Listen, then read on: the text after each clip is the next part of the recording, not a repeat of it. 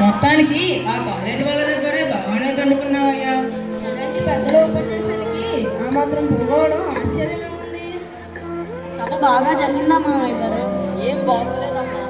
ఒకటి అనుకుని వెళ్తే ఇంకోటి జరుగుతుంది. ఏమైంది? ఏమైనా గొడవ జరిగిందా? మా ప్రిన్సిపలే సభాధ్యక్షుడు. ఆయన ఒక పావు గంట మాట్లాడాడు. నాకే అర్థం కాలేదు ఆయన మాట్లాడాడు ఇంగ్లీష్. ఇంకా పిల్లలకేం అర్థమవుతుంది? ఏదో హాస్టల్ బాడీస్ అన్నాడు, ఎసోటేరిక్ అన్నాడు. సత్యనారాయణ, ఏదో హాస్టల్ బాడీస్ అన్నావు, దాని అర్థం ఏమిటయ్యా?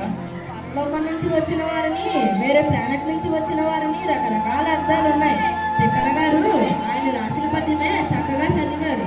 మా కాలేజీలో పెద్దవాళ్ళకు సినిమాలో పాడే పద్యాలు తప్ప శాస్త్రీయ పద్ధతిలో పాడే పద్యాలు ఎక్కిచావు. పిచ్చి అరుపులు కేకలను, వాడితో పాటు జంతువుల అరుపులు ఈలలు ఒకటేమి. ఆ అల్లరి ముక్క నన్ను నోరు పెప్పలేదనుకో. అందులో ఒకడు ఎలుగొడ్డులా అరుస్తుంటే అంతకన్నా బాగా అచ్చు ఎలుగొడ్డు అరిచినట్టే అరిచాడమ్మా మీ బాబాయ్ విష్ణు శర్మ గారు. అవునమ్మా, అదో ఎలుగొడ్డన్న మాట ఏమిటి? సింహంలా గర్జించాను, పులిలా గాండ్రించాను, ఏనుగులా గింకరించాను, చిలకలా చిలకారావం చేశాను, కాకిలా అరిచాను. అప్పుడు జంతువుల అరుపులు పక్షుల అరుపులు చేస్తుంటే ఒక్కడు నొరికితే ఒట్టు. అప్పుడు చెప్పాను నేను విష్ణు శర్మనని, పంచతంత్రం రాసింది నేనేమని, తెలుగులో నీతి చంద్రిక.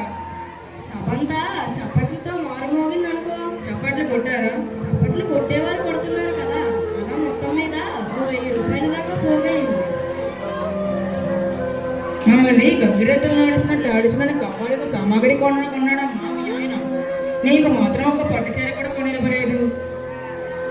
మన సత్యనారాయణ